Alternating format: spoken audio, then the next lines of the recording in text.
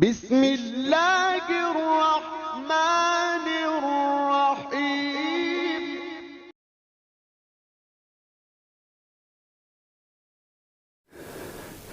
اعوذ باللہ من الشیطان اللعین الرجیم، بسم اللہ الرحمن الرحیم۔ الحمدللہ رب العالمین، والصلاة والسلام علی اشرف الانبیاء والمرسلین وآلہ الطیبین الطاہرین، اما بعد۔ حضرت امام جعفر الصادق علیہ السلام کے زمانے میں دو زندیقوں کا بڑے شد و مد کے ساتھ ذکر ہوا ہے۔ یہ دو زندیق ایسے تھے کہ جو ہمیشہ اسلام کے اوپر، آئین محمدی کے اوپر اور قرآن مجید فرقان حمید کے اوپر اعتراضات کرتے رہتے تھے۔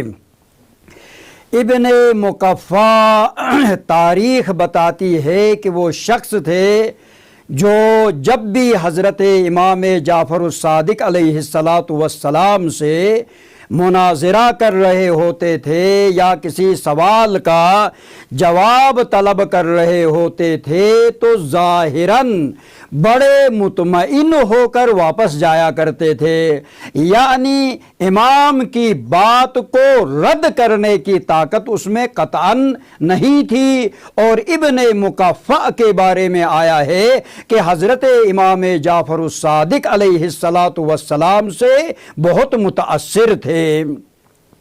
امام علیہ السلام سے متاثر ہونے کی جہاں امام کی علمی ابہت تھی، جہاں امام کا اعلیٰ علمی مرتبہ تھا، وہاں پر امام علیہ السلام کا اعلیٰ اخلاق بھی تھا، کیونکہ اس زمانے میں اگر کوئی ملحد، اگر کوئی مشرک یا اگر کوئی زندیق اسلام کے بارے میں، دین کے بارے میں، قرآن کے بارے میں کوئی شبہہ بیان کر رہا ہوتا تھا یا اعتراض و انتقاد کر رہا ہوتا تھا تو اس زمانے کے لوگ، اس زمانے کے علماء، اس زمانے کے قاضی القضات اور اس زمانے کے مومنین فوراً کفر کے فتوے لگایا کرتے تھے۔ بجائے اس کے کہ علمی جواب دیا جائے، انہیں گالیاں دی جاتی تھیں، انہیں ٹوکا جاتا تھا، ان کی توہین کی جاتی تھی اور ان کو مرتد قرار دیا جاتا تھا اور زندیق سے خطاب کیا جاتا تھا۔ لیکن تاریخ بتاتی ہے کہ حضرت امام جعفر الصادق علیہ السلام کبھی بھی کسی ایسے شخص کی توہین نہیں کیا کرتے تھے۔ امام علیہ السلام آرام کے ساتھ، پورے سکون کے ساتھ ان کا مدعا سن رہے ہوتے تھے، ان کا اعتراض سن رہے ہوتے تھے۔ اسلام و قرآن کے اوپر اگر ان کے ذہنوں کے اندر کوئی شبہہ تھا، کوئی سوال تھا، کوئی پیچیدگی تھی تو امام علیہ السلام بڑے سکون کے ساتھ ان کی پوری بات سنا کرتے تھے۔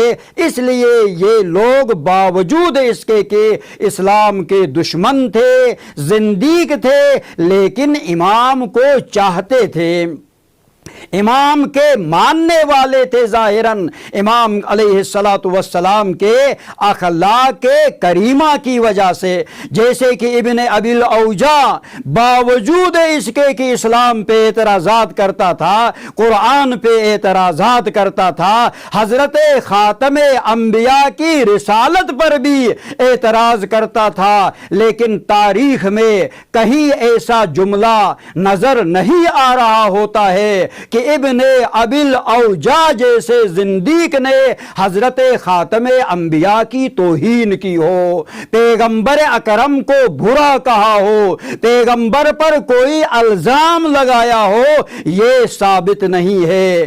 ابن ابی الاوجاع بھی حضرت رسول خدا صلی اللہ علیہ وآلہ وسلم کے اخلاق عالیہ سے متاثر نظر آ رہے ہوتے تھے۔ اسی طرح سے امام جعفر الصادق علیہ الصلاۃ والسلام کے اخلاق سے یہ زنادقہ بھی متاثر تھے، امام کی تعظیم کرنے والے تھے، امام کے پاس آ کر اپنا مدعا بیان کر رہے ہوتے تھے، اور امام بھی بڑے بہترین انداز میں علمی طریقے سے ان کو جواب دیا کرتا تھا۔ جب ایک مرتبہ ابن مقفع نے دیکھا کہ لوگ بیت اللہ کا طواف کر رہے ہیں، بہت بڑا اجتماع ہے، کعبہ کے گرد طواف کر رہے ہوتے ہیں، ابن ابل اوجا سے یہ ابن مقفع کہتا ہے، دیکھیے یہ طواف کرنے والے سارے کے سارے نادان ہیں، سارے کے سارے جاہل ہیں، اسے بیت اللہ مانتے ہیں، اسے اللہ کا گھر مانتے ہیں، جبکہ کسی اللہ کا وجود ہی نہیں ہے تو اس کا گھر کیسے ہو سکتا ہے؟ یہ سارے کے سارے نادان ہیں طواف کرنے والے۔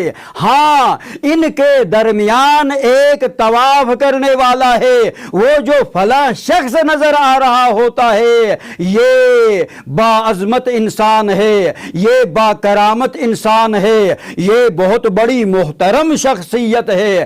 ابن مقفع اپنے دوست ابن ابل اوجا سے کہہ رہا ہوتا ہے۔ اتنے میں ابن ابل اوجا کہتا ہے، صحیح ہے، یہ سارے کے سارے لوگ مجھے جانور لگ رہے ہیں، سارے کے سارے ابلہ ہیں، احمق ہیں، نادان ہیں، پتھر کے ایک گھر کا طواف کر رہے ہیں، اللہ کی عبادت سمجھ رہے ہیں۔ ارے اللہ کہاں ہے؟ اللہ کا گھر کہاں ہے؟ یہ سارے کے سارے نادان ہیں، لیکن ہاں مجھے بتائیے وہ شخص جو طواف کر رہا ہے اسے ایک عظیم شخصیت قرار دیتے ہو، یہ ہے کون؟ ابن ابل اوجا سوال کر رہا ہے ابن مقفع سے۔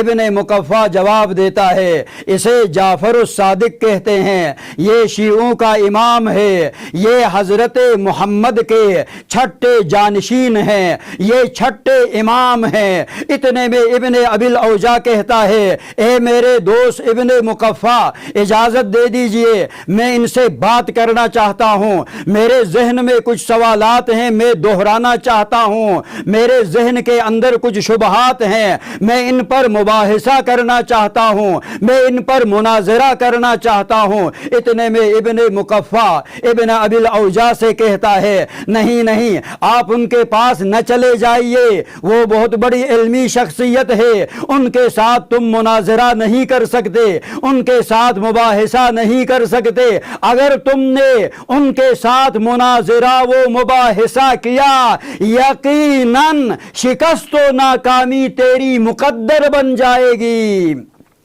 تم مقابلہ نہیں کر سکتے ہو۔ ابن ابل اوجا جو اپنے زمانے کی علمی شخصیت تھے، اپنے علم پر اسے بڑا گمنڈ تھا، وہ آج تک جس مسلمان سے بھی مناظرہ کر چکا تھا، مباحثہ کر چکا تھا، کسی کے سامنے ہارا نہیں تھا، کسی کے سامنے اس کی گردن جھکی نہیں تھی، اسی لیے اسے اپنے علم پر بہت بڑا ناز تھا۔ ابن ابل اوجا نے کہا، اے میرے دوست ابن مقفع، مجھے اجازت دے دیجئے، میں اس سے ملنا چاہتا ہوں۔ خلاصہ کلام، ابن ابل اوجا امام کے پاس چلا گیا، امام سے گفتگو کا سلسلہ شروع ہوا، اپنے شبہات بیان کرنے لگا، ادھر سے اس کے شبہات کی بوچھاڑ اور ادھر سے امام علیہ الصلاۃ والسلام علمی اعتبار سے، منطقی اعتبار سے، فطری اعتبار سے ابن ابل اوجا کے اعتراضات و انتقادات کا بڑے بہترین اسلوب میں جواب دے رہے ہوتے ہیں، بڑے اعلیٰ انداز میں جواب دے رہے ہوتے ہیں۔ ان میں ایک اشکال، ایک اعتراض ابن ابل اوجا یہ کہہ کے امام سے کر رہا ہوتا ہے، دیکھیے یہ گھر پتھر کا بنا ہوا ہے، گہرا کا بنا ہوا ہے، اسے اللہ کا گھر قرار دیا گیا ہے، اور کچھ نادان لوگوں کو اس کے طواف پہ لگا دیا گیا ہے۔ اس پتھر اور گارے سے بنے ہوئے گھر کا طواف کر کے اللہ کی عبادت سمجھ رہے ہیں۔ یہ سارے کے سارے نادان ہیں، یہ انسانی شکل میں جانور ہیں، ان کی کوئی عقل نہیں، انہیں کوئی سوجھ بوجھ نہیں۔ امام علیہ السلام بڑے تحمل کے ساتھ ابن ابی الاوجاع کی باتوں کو سن لیتے ہیں، اس کے بعد پوچھتے ہیں، اے ابن ابی الاوجاع بتاؤ اور بھی کوئی بات رہ گئی یا نہیں؟ ابن ابی الاوجاع کہتا ہے جناب میرے اپنے ساری باتیں بتا دی، میرے سامنے میں نے سب اشکالات و اعتراضات کر لیے۔ اب امام علیہ السلام ایک ہی جملے میں ابن ابی الاوجاع کو جواب دے رہے ہیں۔ اے ابن ابی الاوجاع، یہاں پر دو صورتیں ہیں، صورتحال دو سے خالی نہیں ہے۔ پہلی صورتحال یہ ہے، یہ لوگ صحیح عمل انجام دے رہے ہیں، یقیناً خدا بھی ہے، اللہ کا وجود بھی ہے، اور یہ اللہ کا گھر بھی ہے، اور یہ لوگ واقعاً اور در حقیقت اللہ کی عبادت کر رہے ہوتے ہیں۔ ایک جواب یہ ہے، ایک صورتحال یہ ہے۔ دوسری صورتحال یہاں پر یہ ہے کہ فرض کر لیجئے کوئی اللہ نہیں ہے، کوئی اللہ کا گھر نہیں ہے، کوئی عبادت نہیں ہے، یہ نادان لوگ یہ عمل انجام دے رہے ہوتے ہیں۔ اگر یہ بھی فرض کر لیا جائے تو یہ دو فرض ہمارے سامنے ہیں۔